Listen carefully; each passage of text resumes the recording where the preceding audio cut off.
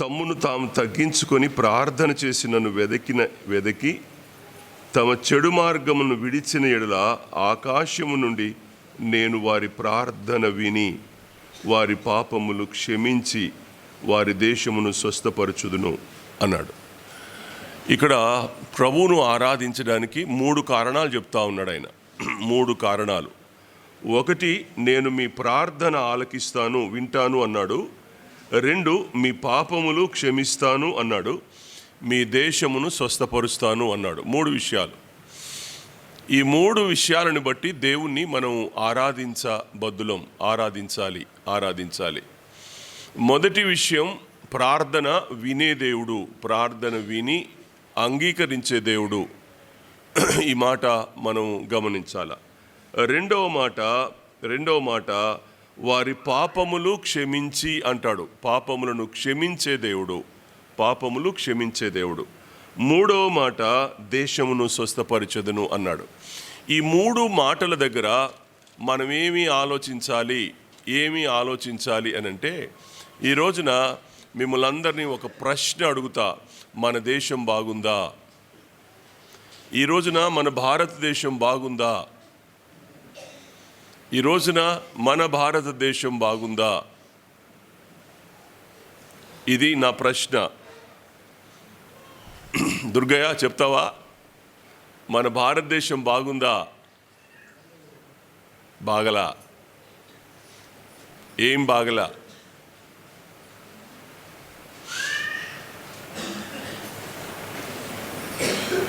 చాలా అసాంఘిక కార్యక్రమాలు దేశంలో నిండిపోయినాయి.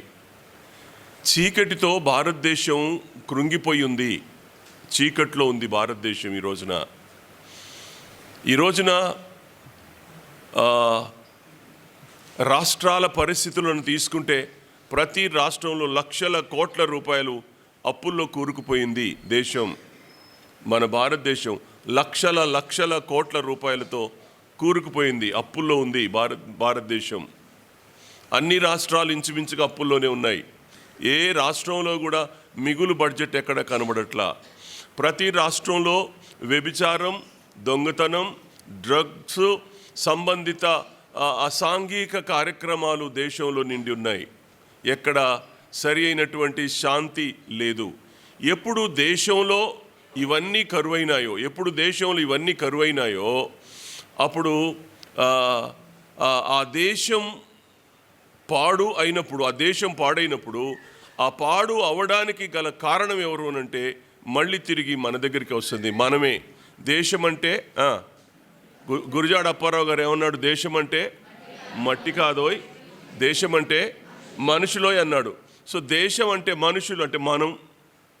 దేని వలన దేశం పాడవుతుంది అనే ప్రశ్న వస్తే మనుషుల వలన, మనుషులు చేసే తప్పిదాల వలన, మనుషులు చేసే అసాంఘిక కార్యక్రమాల వలన, మనుషులు హద్దులు దాటి ఎవరి స్వలాభం వాళ్ళు ఆశించడం ద్వారా హద్దులు దాటి స్వకీయమైన దురాశల్లో పడి, మరులు కొల్పబడి, ఈడవబడి జీవితాన్ని పాడు చేసుకోవడం ద్వారా దేశం పాడవుతుంది. ఆ దేశంలో మన రాష్ట్రం ఉంది, మన రాష్ట్రంలో మన జిల్లా ఉంది, మన జిల్లాలో మన మండలం, అందులో మన ఇల్లుంది. మన ఇంట్లో ఈ రోజున బాగుందా? మన ఇల్లు బాగుందా? ఇప్పుడు మండలం దగ్గరికి వద్దు, జిల్లా దగ్గరికి వద్దు, రాష్ట్రం దగ్గరికి వద్దు, దేశం దగ్గరికి వద్దు, ఇక్కడ పక్కన పెట్టి మన ఇళ్ళు ఎలా ఉన్నాయి, మన ఇళ్ళు దేనితో నింపబడి ఉన్నాయి, ఇది ఈరోజు మనం వేసుకోవాల్సిన ప్రశ్న. మన ఇంట్లో ఉన్న నలుగురు బాగా లేకపోతే దేశం ఏం బాగుంటుంది? మన ఇంట్లో ఉన్న నలుగురిని మనం బాగు చేసుకోలేకపోతే దేశంని అడిగే హక్కు మనకెక్కడిది? జిల్లా అధికారులను అడిగే హక్కు మనకెక్కడిది? పోలీసు యంత్రాంగాన్ని అడిగే హక్కు మనకెక్కడిది చెప్పండి? మన ఇంట్లో ఉన్న నలుగురు పిల్లల్ని మనం కంట్రోల్ చేసుకోలేని పరిస్థితులు ఇవాళ మన ఇళ్లలో ఉంటే మనం ఎలా కంట్రోల్ చేసుకుంటాం? దేశాన్ని ఏమని ప్రశ్నిస్తాం మనం? ఇది మొదట మనం ఆలోచన చేయాలి. నేను ఎందుకు ఈ మాట చెప్తున్నానంటే, ఏదో మన ఇళ్లలో ఏదో జరిగిందని కాదు, మనల్ని మొట్టమొదట మన కుటుంబాన్ని మనం క్వశ్చన్ చేసుకోవడం, లేదా మన వ్యక్తిగత జీవితాన్ని మనం క్వశ్చన్ చేసుకోవడం నేర్చుకుంటే, అవును ఎక్కడో తప్పు జరుగుతుంది అనే ఆలోచన మనకు వస్తే ఆ తప్పు దగ్గర ప్రార్థన అనేది ప్రారంభించబడుతుంది. ఎప్పుడు ప్రార్థన మనం చేస్తామో దేవుడు ఆ ప్రార్థన వింటాడు అని రాయబడింది ఇక్కడ. తప్పు జరిగిన చోట ప్రార్థన ఉంటే, తప్పు జరిగిన చోట ప్రార్థన ఉంటే ప్రార్థన అంగీకరించే దేవుడు. ప్రార్థన చేసే వ్యక్తి, తప్పు చేసి ప్రార్థన చేసే వ్యక్తి ఎలా ఉంటాడు అనంటే తను తాను తగ్గించుకుంటాడు. తప్పు చేసిన మాట వాస్తవం, ప్రభువా నేను తెలుసో తెలియకో నేను తప్పు చేశాను, ఆ కారణం చేత ఇదిగో నేను నీ దగ్గరికి వస్తున్నాను, నన్ను క్షమించమని ప్రార్థన చేస్తాడు. ఎప్పుడు నన్ను క్షమించమని ప్రార్థన చేస్తాడో ఆయన అంటాడు రెండవ మాట, వారి పాపములు క్షమించి అంటాడు. సో తప్పు చేసిన వ్యక్తి తగ్గి తప్పు చేశాను ప్రభువా అని ఒప్పుకోగలిగితే ఆయన ఆ ప్రార్థన వింటాడు. విని ఏం చేస్తాడు? పాపములు క్షమిస్తాడు. పాపములు క్షమిస్తాడు. ఆయన పాపములు క్షమించు దేవుడు. ఆయన ప్రార్థన వినే దేవుడు. ప్రార్థన విని పాపములు క్షమించే దేవుడు అనే మాటని మనం ఇక్కడ గమనించాలా. అంతేనా అంటే మరో మాట అన్నాడు ఇక్కడ. ఏమన్నాడు అనంటే దేశమును స్వస్థపరుస్తాను అన్నాడు. నిజంగా దేశం బాగుండాలి అని కోరుకునే ఇవాళ స్వాతంత్ర దినోత్సవమా ఇలా గణతంత్ర దినోత్సవమా?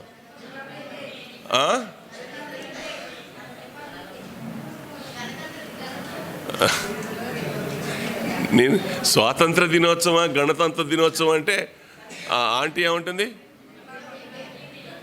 ఏండ్ల లెక్క చెప్తుందమ్మా.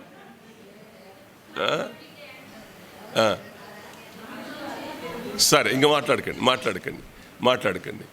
సో దేశానికి స్వాతంత్రం వచ్చింది, మనకి ఇండిపెండెన్స్ వచ్చింది, మనం స్వేచ్ఛగా బ్రతకడానికి బ్రిటిష్ పాలన తొలగిపోయింది, స్వేచ్ఛగా మనం ఇందులో అడుగుపెట్టాం. స్వాతంత్రం వచ్చింది, స్వేచ్ఛగా దేశంలో మనల్ని మనం పాలించుకుంటూ మనల్ని మనం స్వేచ్ఛగా బ్రతికేటువంటి హక్కును భారతదేశం పొందుకున్న దినం ఇది. ఈ రోజున ఎంత శ్రేష్టమైనటువంటి అనుభవాలు కావాలో కదా. అయితే నేనేమంటానంటే భారతదేశం బ్రిటిషర్స్ కాలంలో ఉండి వాళ్ళ పాలన పోగానే ఇంత గొప్ప పండుగ చేసుకుంటున్నామే. మనం ప్రతి సంవత్సరం పండుగ చేసుకుంటున్నాం. పండుగ 2 సార్లు చేసుకుంటున్నాం. ఆగస్టు 15th చేసుకుంటున్నాం, జనవరి 26th చేసుకుంటున్నాం. ఈ 2 రోజులు భారతదేశానికి పండుగ దినాలు. ఈ 2 రోజులు భారతదేశం సంతోషించి గంతులు వేయదగినటువంటి పండుగ దినాలు. భారతదేశానికి పండుగ దినాలు ఇవి. దసరా, దీపావళి ఇవి కాదు. భారతదేశానికి నిజమైన పండుగ దినాలు ఏమంటే ఇవి 2. క్రిస్మస్ కూడా కాదు. భారతదేశానికి దేశపరంగా మనం ఆలోచన చేస్తే క్రిస్మస్ కాదు, అదేంటి రంజాన్ కాదు, దసరా కాదు, సంక్రాంతి కాదు. భారతదేశానికి నిజమైన స్వాతంత్రం వచ్చిన దినం గణతంత్ర దినోత్సవం ఈరోజు మనది. అయితే క్రైస్తవుడికి ఏంటి లాభము అనంటే క్రైస్తవుడు ఎందుకు సంతోషించాలి అనంటే బ్రిటిష్ వాళ్ళు బయటికి పోయినందుకు కాదు. బ్రిటిష్ వాళ్ళు బయటికి పోయినందుకు ఒక విధంగా దేశం సంతోషిస్తుంటే దేశ సంతోషంలో మనం కూడా సంతోషించాలి. ఎందుకంటే మనం కూడా ఉన్నాం కాబట్టి, ఆ దేశంలో మనం కూడా ఉన్నాం కాబట్టి దేశం అందరూ ఆనందిస్తుంటే మనం కూడా ఖచ్చితంగా ఆనందించాలి. మనం కూడా మన దేవునికి ప్రార్థన చేయాలి. పరపీడనం తొలగిపోయింది, ఇవాళ మాకు స్వాతంత్రం, స్వేచ్ఛ వచ్చింది అనే భావన మనకుంది. ఈ రోజున మనం ఈ వాక్యాన్ని బట్టి ఆలోచన చేస్తే ఇవాళ క్రైస్తవుడు ఎందుకు సంతోషపడాలి అనంటే నీ పాపం తొలగిపోతే, నువ్వు ప్రార్థన చేసి నిన్ను తగ్గించుకొని నువ్వు ప్రార్థన చేయడం ద్వారా దేవుడు విని నీ పాపాన్ని క్షమిస్తే నువ్వు వాయువులు పీలుస్తావు, నువ్వు స్వేచ్ఛగా విహరిస్తావు, ఆనంద డోలికల్లో నువ్వు తేలియాడతావు. ఎందుకంటే పాపం నీలో నుంచి తొలగిపోయింది కనుక.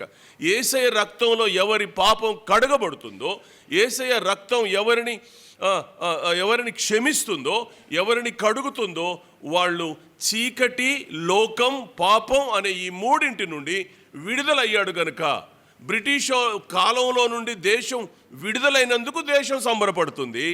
నీకు నీవు నీ కుటుంబం ఒక చీకటి నుండి, ఒక పాపం నుండి, ఒక లోకంలో నుండి విడుదల పొందాం కనుక ఈరోజు మనం సంతోషించాలా. ఇది నిజమైనటువంటి గణతంత్రం. ఒక విధంగా చెప్పాలంటే స్వాతంత్ర్యం మన జీవితంలో రావాలి. ఈ రోజున దేశం పాడైంది పాడైంది పాడైంది అని దేశం మీద 4 రాళ్ళు వేయడానికి మనం ఎప్పుడు సిద్ధంగానే ఉన్నాం. కానీ ఆ దేశంలో నువ్వుండి నీ ద్వారా దేశం పాడు చేస్తున్నావు అనే మాట ఒక్కసారి ఆలోచన చేసుకుంటే, మన ద్వారా దేశం పాడవుతుంది. ఈ రోజున మన అవిధేయత ద్వారా దేశం పాడవుతుంది. మనం మన ఇష్టానుసారంగా జీవించడం ద్వారా దేశాన్ని పాపంలోకి నెడుతున్నాం మనం. ఇది క్రైస్తవులకు మాత్రమే వేసే ప్రశ్న. ఇది క్రైస్తవుడు మాత్రమే వేసుకునే ప్రశ్న. ఈ ప్రశ్న మనం వేసుకుంటే, నేనెక్కడ పాపం చేసి దేశాన్ని పాడు చేస్తున్నాను అనే ఆలోచన నీ మనసుకు తడితే, నువ్వెక్కడ పాపం చేస్తున్నావో నీకు అర్థమవుద్ది. నువ్వెక్కడ పాపం చేస్తున్నావో నీకు అర్థమవుతే, నువ్వు ఒక్కసారి తగ్గించుకొని దీనుడవై ప్రార్థన చేస్తే దేవుడు నీ ప్రార్థన వింటాడు, నీ పాపములు క్షమిస్తాడు. నీ పాపం ఒకసారి క్షమించబడింది అనంటే ఎంత స్వేచ్ఛావాయులు, ఎంత సంతోషం, ఎంత హృదయంలో లేడి వలె గంతులు వేసేటువంటి అనుభవాన్ని దేవుడు మనకిస్తాడు. భూమి మీద అన్నింటికంటే బలమైంది పాపం వల్ల వచ్చే మరణం. దీన్ని మించిన బలం భూమి మీద ఇంకా దేనికి లేదు. 100 ఆటం బాంబులు వేసినా, 100 న్యూక్లియర్ ఏవో వేసినా కూడా అంత పవర్ కాదు. నీలో ఉన్న ఒక చిన్న పాపం వల్ల వచ్చే మరణం 100 మిసైల్స్ కంటే కూడా బలమైంది. అంత భయంకరమైన పాపం ఈ రోజున మానవుడు కలిగి ఉన్నాడు. అందుకనే దేవుడు దేశాన్ని బాగు చేసే ముందు ఆయన అన్న మాట ఏంటంటే, నిన్ను నువ్వు తగ్గించుకో, ప్రార్థన చెయ్యి, నీ పాపాలు క్షమించే బాధ్యత నాది అన్నాడు. ఇంతకంటే ఎవరు చెప్తారు? ఇంతకంటే ఎవరు ప్రేమతో చెప్పగలరు? మీరు ఆలోచించండి. కాబట్టి దేవుడు ఎవరు అనంటే, మన ప్రార్థన వినే దేవుడు. మన ప్రార్థన వినే దేవుడు. చెవులు నిర్మించిన వాడు వినకుండునా అన్నాడు ఆయన. చెవులు నిర్మించిన వాడు వినకుండునా, చెవులు కలగజేసిన వాడు వినకుండునా. 94వ కీర్తనలో అంటాడు ఆయన. 102వ కీర్తనలో ఆయన అంటాడు, 102వ కీర్తనలో అంటాడు, చెరలో ఉన్న వారి మొరను మూలుగులను నేను విన్నాను అంటాడు. మొరను మూలుగులను నేను విన్నాను అంటాడు 102వ కీర్తన 20వ చరణంలో. కాబట్టి దేవుడు ఎవరు అనంటే, మన ప్రార్థన అంగీకరించేవాడు. ఈ మధ్య కాలంలో, పురాతన కాలంలో నుండి మనం ఆలోచన చేస్తే, మోషేకు వ్యతిరేకంగా మిరియాము అహరోన్లు మాట్లాడారు. దేవుని సేవకునికి వ్యతిరేకంగా వాళ్ళు మాట్లాడారు.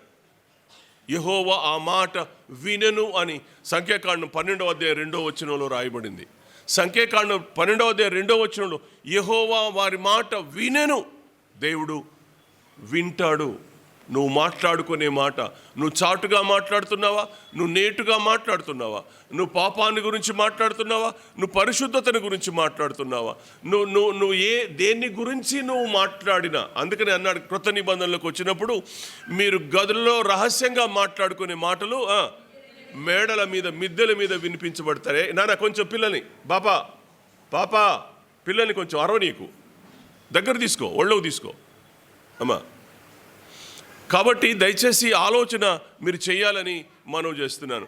ఇవాళ మనం చీకట్లో చేసిన పాపం రేపు మేడ మీద గట్టిగా వేసి, ఇదిగో ఈ అబ్బాయి మేడ మీద రహస్యంగా పాపం చేశాడు పలానా గదిలో అని ఒకవేళ మేడ మీద బూర ఊదుతా ఉంటే ఎలా ఉంటుంది చెప్పండి? ఇప్పుడు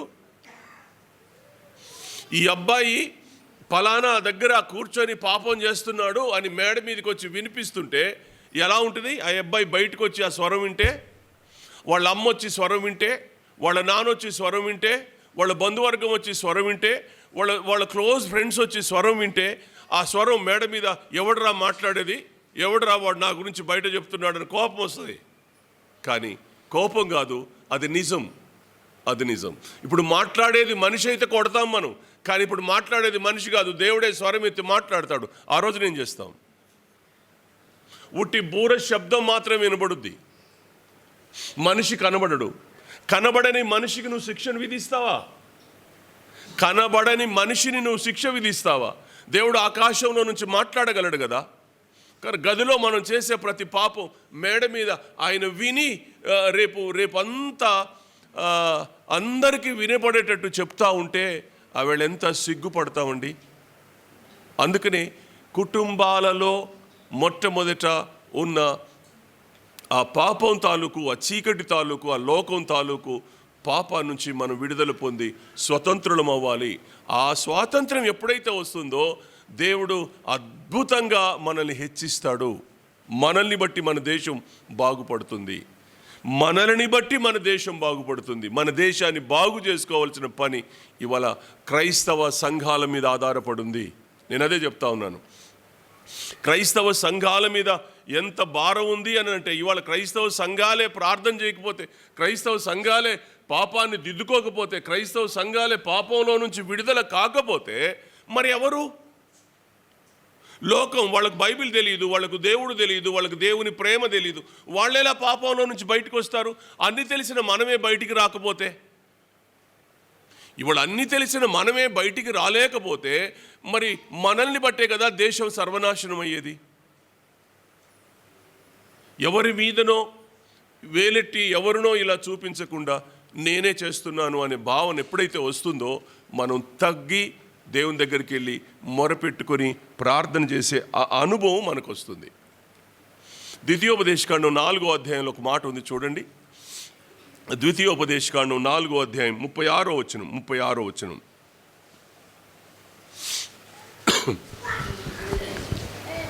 నీకు బోధించుటకు ఆయన ఆకాశం నుండి తన స్వరమును నీకు వినిపించెను. ఆయన తన స్వరమును నీకు వినిపించెను. ఎక్కడి నుంచి? ఆకాశము నుండి. ఆ మేడ మీద నిలబడి ఆకాశంలో ఇట్లా చెప్తా ఉంటే ఎలా ఉంటుందో చదువునన్నా. భూమి మీద తన గొప్ప అగ్నిని నీకు చూపినప్పుడు దేవునికి కొన్ని నియమాలు, నిబంధనలు ఆయనకేం లేవు, కానీ వాటిని మనం అనుసరించడానికి కొన్ని పద్ధతులు నేర్పాడు. ఆయనకేం నిబంధన అవసరం లేదు, ఆయన సృష్టికర్త, ఆయనకేం నియమం అక్కరలేదు. కానీ ఆ నియమాలు, నిబంధనలు మనం పాటించడం కోసం ఆయన కూడా పాటించాడు. చాలా గొప్ప సువిశేషమైన మాట ఇది. దేవునికి అవసరమా? దేవునికి అవసరమే లేదు. ఆయనకు నిబంధన ఎందుకు? ఆయనకు నియమం ఎందుకు? కానీ మనల్ని సెట్ చేయడం కోసం, మనల్ని బాగు చేయడం కొరకు, మనం దాన్ని అనుసరించడం కోసం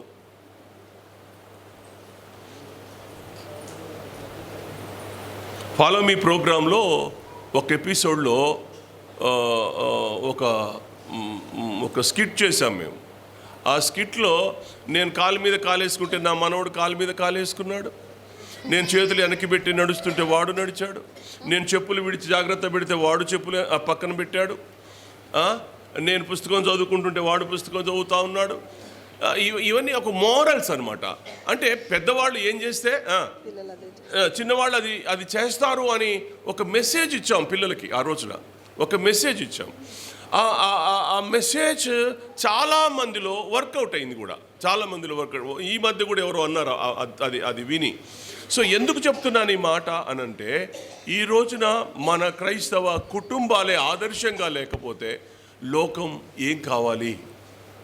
లోకం బాగుండాలి, దేశం బాగుండాలి అనంటే మొట్టమొదట మనం బాగుండాలి, మన కుటుంబాలు బాగుండాలి అనే మాట నేను ఇక్కడ చెప్తున్నాను. దేవుడు ఆకాశం నుంచి స్వరం వినిపిస్తాడు. అగ్నిలో నుండి, భూమి మీద అగ్నిలో నుండి దేవుడు స్వరం మోషేతో మాట్లాడినప్పుడు ఎక్కడి నుంచి మాట్లాడాడు? అగ్నిలో నుంచే కదా మాట్లాడాడు. మోషేతో మొట్టమొదటిసారి దేవుడు మాట్లాడిన రోజు అగ్నిలో నుండి మాట్లాడాడు, మండుతున్న పొదలో నుండి మాట్లాడాడు. ఆకాశంలో నుండి తన స్వరం వినపడుద్ది. ఏమైనా చేస్తాడు. ఇదిగో ఈయన నా ప్రియ కుమారుడు, ఈయన యందు నేను ఆనందిస్తున్నాను అన్న మాట ఎక్కడి నుంచి వచ్చింది? ఆకాశం. మనిషి కనబడ్డా? నేను ఆకారం కనబడిందా? మనిషి కనబడ్డాడు? ఎవరు కనబడలా. కనబడకుండా కూడా స్వరం వినపడుద్ది. అందుకనే అన్నాడు ఆయన ఎవరు? బాప్తీసం ఇచ్చి యోహాను, అరణ్యంలో కేకవేయు ఒక శబ్దాన్ని అన్నాడు. నిజమే, శబ్దం వినబడుద్ది కానీ కంటికి కనబడదు. శబ్దం వినబడుద్ది, కంటికి కనబడదు. అందుకే చాలా జాగ్రత్తగా మనల్ని మనం కట్టుకోవడం అనేది నేర్చుకుంటే మనకు మంచిది అనే మాట జ్ఞాపకం చేస్తున్నాను. నేను ఎందుకు ఈ మాటలు చెప్తున్నానంటే, మన దేవుడు మన ప్రార్థన వినే దేవుడు. మన దేవుడు మన పాపాలను క్షమించే దేవుడు.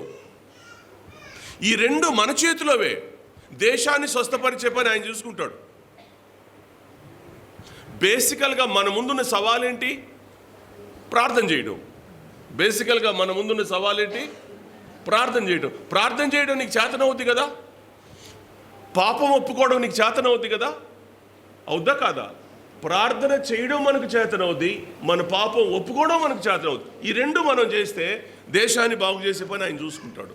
మన పాపాన్ని క్షమిస్తాడు, మన ప్రార్థన వింటాడు. ఇంతకంటే ఇంకేం కావాలి మనిషికి? ఆ రోజున బ్రిటిషర్స్ వినకపోతే భారతదేశంలో ఉన్న ఉప్పు సత్యాగ్రహం చేశారు. ఏమేమో పెద్ద రివల్యూషన్ తీసుకొచ్చారు. చాలా పెద్ద రివల్యూషన్ తీసుకొచ్చారు. ఆ వేళ బ్రిటిషర్స్ ఇవన్నీ వినకపోతే దేశాన్ని వదిలిపెట్టి పోయేవాళ్ళ వాళ్ళు. మనం మన దేశాన్ని బాగు చేసుకోవాలి. దేశం అంతా పక్కన పెడితే మన ఇంటిని మనం బాగు చేసుకోవాలి.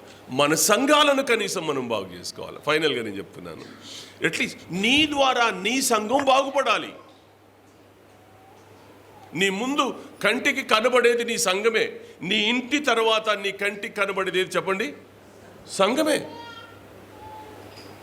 ఈ సంఘాన్ని నువ్వు బాగు చేసే పనిలో నువ్వు లేకపోతే, ఈ సంఘాన్ని బాగు చేసే పని నీకు లేకపోతే నువ్వేం సాధిస్తావు? దయచేసి ఆలోచన చెయ్యాలని నేను మీకు మనవి చేస్తున్నాను. సంఖ్యాకాండం 11వ అధ్యాయంలో 2-3 మాటలు మీకు చెప్తాను చూడండి. సంఖ్యాకాండం 11వ అధ్యాయం మొదటి 3 వచనాలు చూడండి. జనులు ఆయాసమును గూర్చి సణుగుచుండగా అది యెహోవాకు వినబడెను. యెహోవా దాన్ని వినినప్పుడు ఆయన కోపము రగులుకొనెను. యెహోవా అగ్ని వారిలో రగులుకొని ఆ పాళెములో ఒక కొనను దహింపసాగెను. జనులు మోషేకు మొర్రపెట్టగా మోషే యెహోవాను వేడుకొనినప్పుడు ఆ అగ్ని చల్లారెను. యెహోవా అగ్ని వారిలో రగులుకొనినందున ఆ చోటికి తబేరా అను పేరు పెట్టబడెను.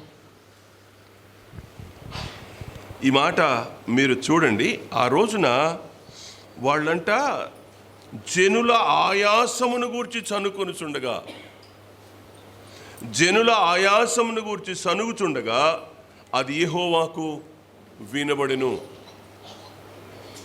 మన సనుగుళ్ళు కూడా దేవునికి వినబడతాయి.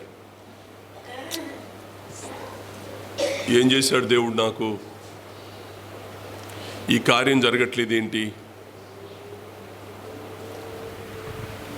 ఇంతగానం ప్రార్థన చేస్తుండే సమస్య తీరట్లేదేంటి?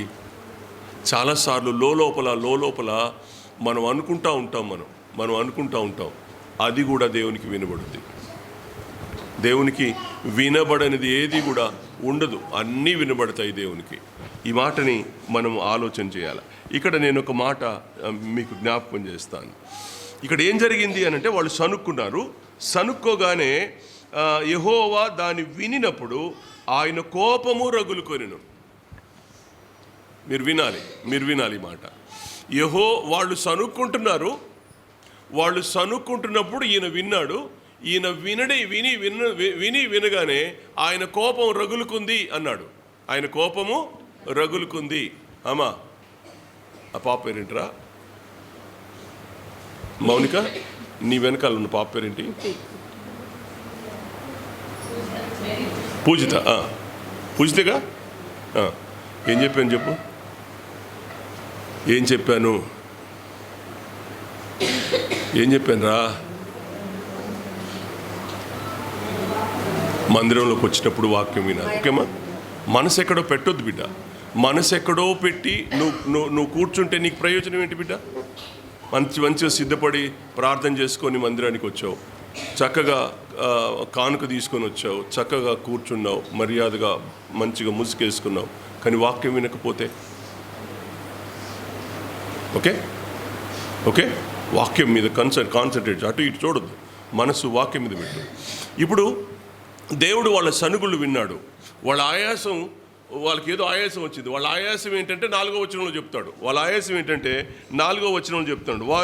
వారి మధ్యనున్న మిశ్రిత జనము మాంసాపేక్ష అధికముగా కనపరచగా ఇశ్రాయేలీయులను మరలా ఏడ్చి మాకెవరు మాంసం పెట్టెదరు. ఇది వాళ్ళ సనుగుడు. చాలేమ్మా.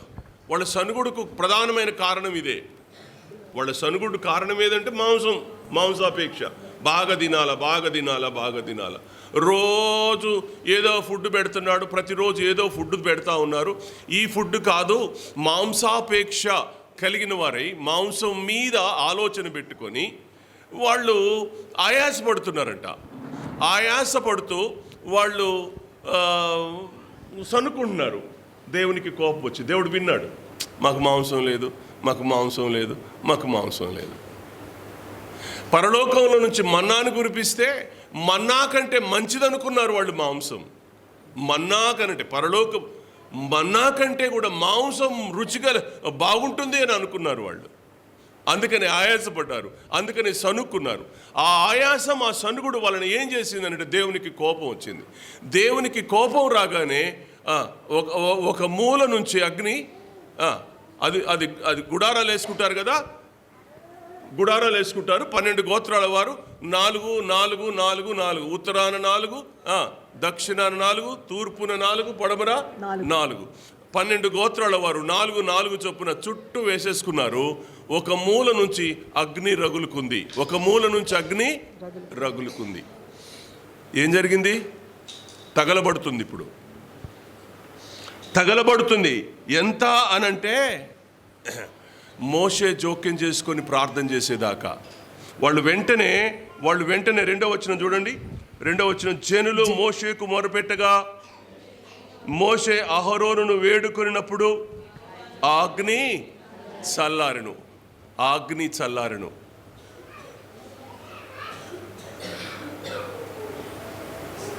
సంఖ్యాకాండం 11వ అధ్యాయం. కాబట్టి ఇక్కడ ఆలోచన చేయండి.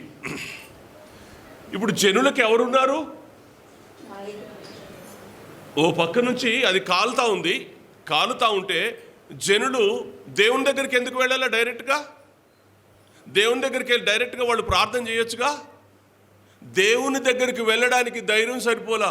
వాళ్ళకి అర్థమైపోయింది, మనం ఆయాసపడడం ద్వారా, మనం సనుక్కోవడం ద్వారా దేవునికి కోపం వచ్చి ఆయన మన గుడారాలను కాలుసుకుంటా వస్తున్నాడు అనే ఆలోచన రాగానే ఈ టైంలో దేవుని దగ్గరికి వెళ్ళడం కంటే మోషేని పట్టుకోవడం బెస్ట్ అనుకున్నారు. పరిగెత్తుకొని వచ్చి మోషే కాళ్ళ మీద పడ్డారు, వేడుకున్నారు, అయ్యా నువ్వే దిక్కు అన్నారు. ఈయన మిక్కిలి సాత్వికుడు కదా, పాపం ఈయనకేం తెలీదు, అన్నిటిని భరించే శక్తి ఉన్నవాడు ఈయన. అందుకని ఈ మిక్కిలి సాత్వికుడు దేవునికి మొరపెట్టాడు. దేవునికి ప్రార్థన చేస్తే ఏమొచ్చింది? అగ్ని చల్లారింది. మండడం, చల్లారడం వెనకాల ఏముంది? మధ్యలో ఏముంది? ప్రార్థన ఉంది. దేవుని కోపాన్ని చల్లార్చగలిగింది ఏంటి అని అంటే నీ ప్రార్థన. నీ సనుగుళ్లకు పరిష్కారం ఏంటంటే ప్రార్థన. నీ ఆయాసానికి పరిష్కారం ఏంటంటే ప్రార్థన. ప్రార్థన అనే సాధనాన్ని ఎవరు వాడరో వాళ్ళు తగలబడతారు. లాస్ ఏంజల్స్లో మొన్న పెద్ద ఫైర్ జరిగిందా? ఎంత నష్టం అంట? లెక్కలు చాలా చెప్తున్నారు. 22 లక్షల కోట్లని ఒకరు, 32 లక్షల కోట్లని ఒకరు, రకరకాలుగా చెప్తున్నారు. ఏది నిజమో మనకు తెలియదు. కానీ నష్టం ఎంతట్లో ఉంది? లక్షల కోట్లలోనే ఉంది.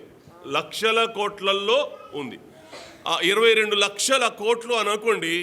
ఒక దేశ బడ్జెట్ అది, ఇంచుమించుగా ఒక రాష్ట్రానికి, ఒక దేశ బడ్జెట్ అది. ఒక్క స్టేట్ కాలిపోతే, ఒక లాస్ ఏంజల్స్ అనే పట్టణం కాలిపోతే ఆ పట్టణం యొక్క లాస్ ఒక దేశ జీడిపి అంత పెద్ద అమౌంట్ అది. కాలిపోయింది.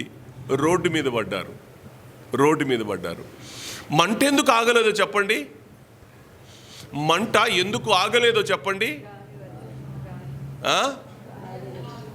నేనంటాను, అక్కడ మోషే లేడు గనక. అక్కడ ఎవరు లేరు? మోషే లేడు. వాళ్ళు దేవుడు లేని ప్రజలు. వాళ్ళకు ప్రార్థన తెలియదు. వాళ్ళకు డబ్బు మాత్రమే ఉంది, వాళ్ళకు అహంకారం ఉంది. దేవునికి 0 మార్కులు వేశారు వాళ్ళు. డబ్బు ఉంది, అందం ఉంది, అహంకారం ఉంది, కావలసిన అన్నీ ఉన్నాయి. ఏం చేస్తుంది నీ డబ్బు నిన్ను? ఎంతకాలం నీతో డబ్బు వస్తుంది? ప్రపంచానికి అద్భుతమైన జవాబు చెప్పాడు దేవుడు.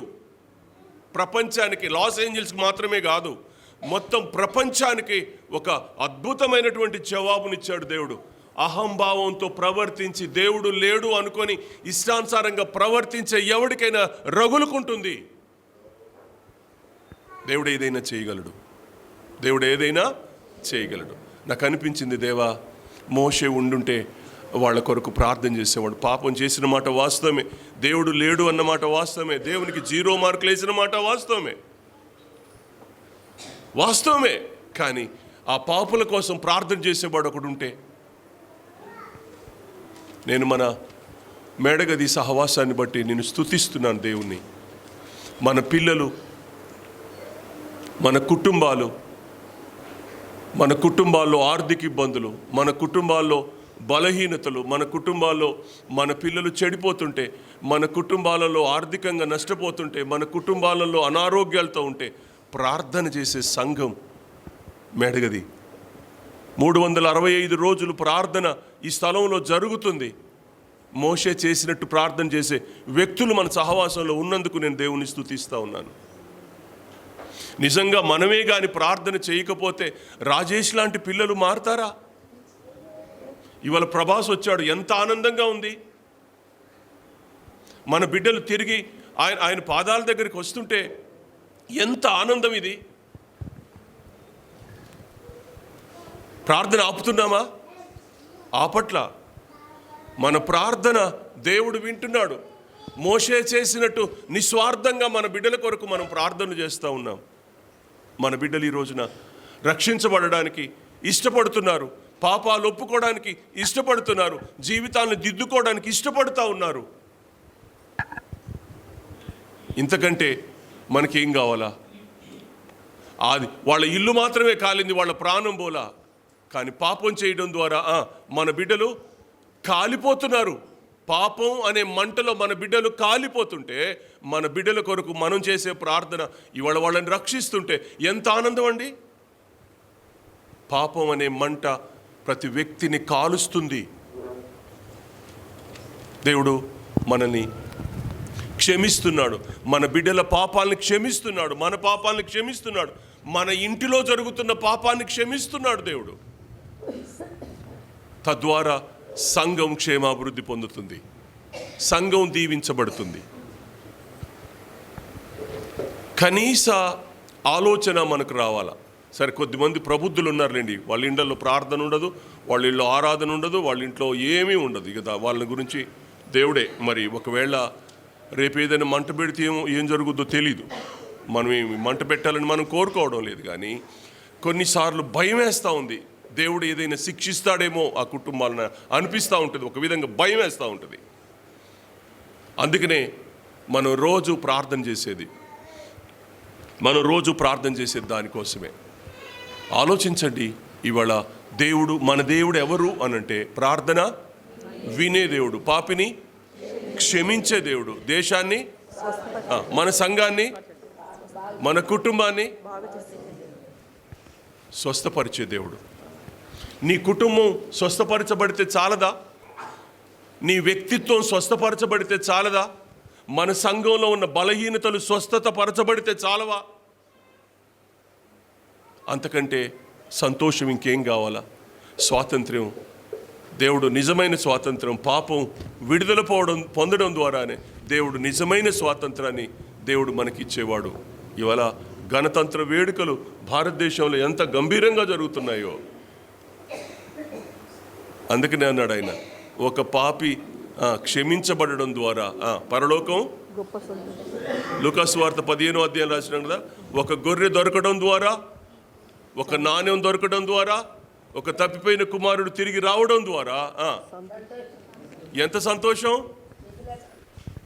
రండి, నా కుమారుడు వచ్చాడు, కలిసి విందు చేద్దాం, రండి నాకు గొర్రె దొరికింది, రండి కలిసి సంతోషాన్ని పంచుకుందాం. ఎంతమందికి చెప్పుకుంది? చిన్న నాణ్యం, ఒక నాణ్యం దొరికింది, బయటకు వచ్చి ఎంతమందికి చెప్పుకుంది నా నాణ్యం దొరికింది అని. పోగొట్టుకున్నది దేవుడు తిరిగి మనకిస్తుంటే ఎంత ఆనందం అండి.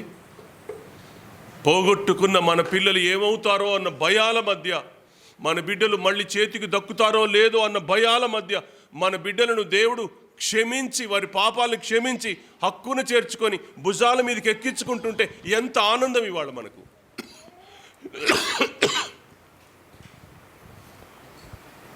దేవుడు మనందరి ప్రార్థన వింటున్నాడు.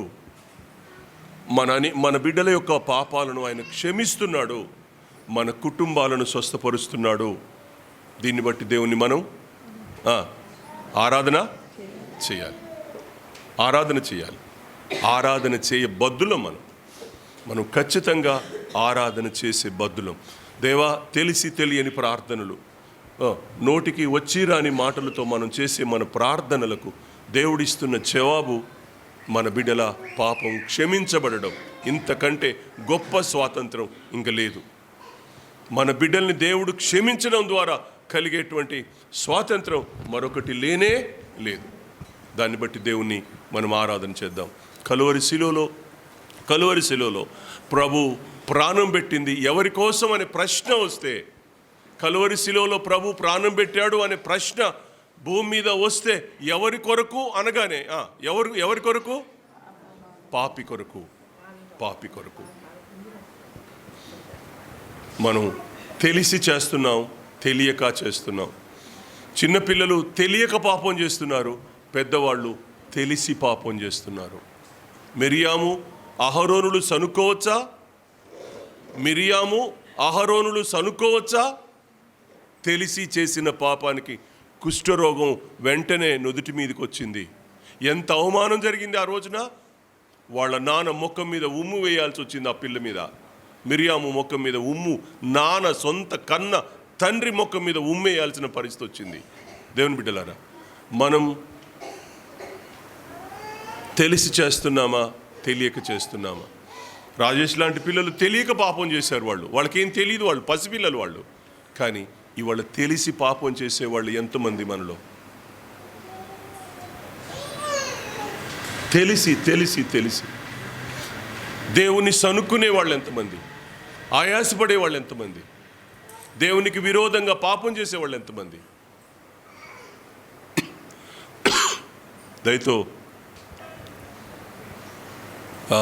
ఆలోచన చేసి ఆరాధన చేసుకుందాం. తలలు వంచండి, ఆరాధన చేసుకుందాం.